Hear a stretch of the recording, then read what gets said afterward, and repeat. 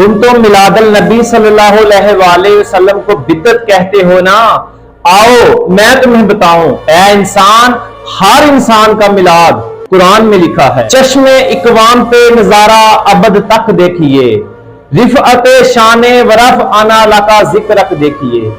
میلاد عربی زبان کا ایک لفظ ہے، اس کے معنی ہے پیدائش۔ یاد رکھیں میلاد مخلوق کا ہوتا ہے، تو پہلی بات جو یہ پتہ چلی کہ میلاد منانے والے رسول اللہ صلی اللہ علیہ وآلہ وسلم کو مخلوق میں سے ہی سمجھتے ہیں۔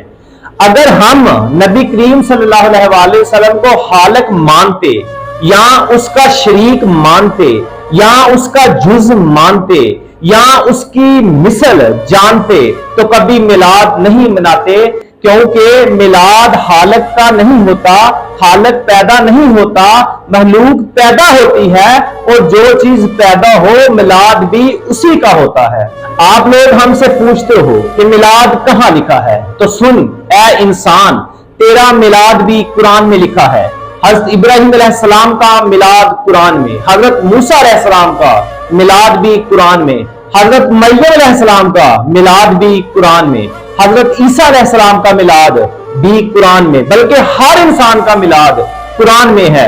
سورہ مریم کی آیت میں اللہ تبارک و تعالیٰ فرماتا ہے وَالسَّلَامُ عَلَيْهَا يَوْمَ وُلِدَ، جب تو پیدا ہوا۔ اللہ خود فرما رہا ہے کہ اے نبی تیرے یوم پیدائش کے دن پر سلام ہو۔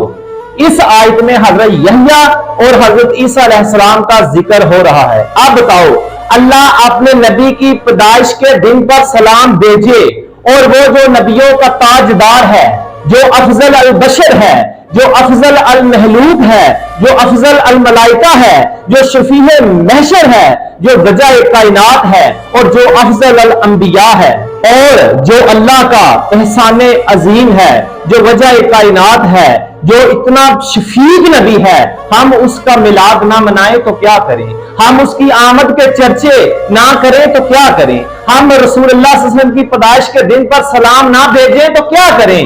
جب اللہ اپنے نبیوں کے جو یوم ولد، یوم پیدائش کے دن اللہ سلام بھیج رہا ہے، حضرت مریم جو اللہ کی نبی بھی نہیں ہے ولیہ ہیں، اللہ ولیوں کے ولادت کے دن پر سلام بھیجے، اور ہم اس نبی جو وجہ کائنات ہے، جن کی وجہ سے اللہ کہتا ہے میں اے محمد تجھے نہ بناتا تو نہ آدم بناتا، نہ زمین و آسمان بناتا، نہ شجر و حجر بناتا، حتیٰ کہ کچھ بھی نہ بناتا ہے محمد اگر تجھے نہ بناتا، تو کیا ہم جو وجہ کائنات ہے اور جو رسول اللہ صلی اللہ علیہ وسلم امام الانبیاء ہے، کیا ہم ان کی ولادت کے دن پر سلام نہ بھیجیں؟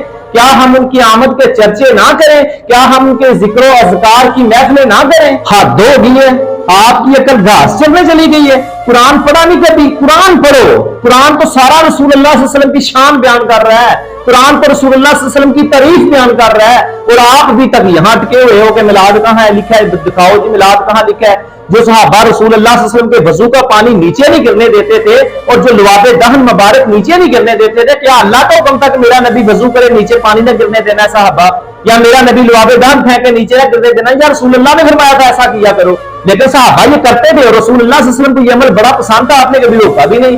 محبتیں پوچھ کے نہیں ہوتی، اور ہم تو الحمدللہ آپ کو اللہ نے میلاد منایا، فرشتوں نے میلاد منایا، ہر نبی نے میلاد منایا، صحابہ نے میلاد منایا، دلیلوں کے انبار لگا دیے ہیں، لیکن آپ ہو کہ پھر بھی آپ ٹس سے مس نہیں ہوتے۔ عقلوں پہ پردے وہ صحیح ہے نا، قرآن کی آیت ہے، اور سیسے پگڑا کے کانوں میں ڈال دیے گئے، اندھے ہو، بہرے ہو، گونگے ہو، سمجھتے نہیں، سوچتے نہیں، اور تحقیق نہیں کرتے۔ قرآن کریم ہمارے پاس ہے، تحقیق کرو، دیکھو۔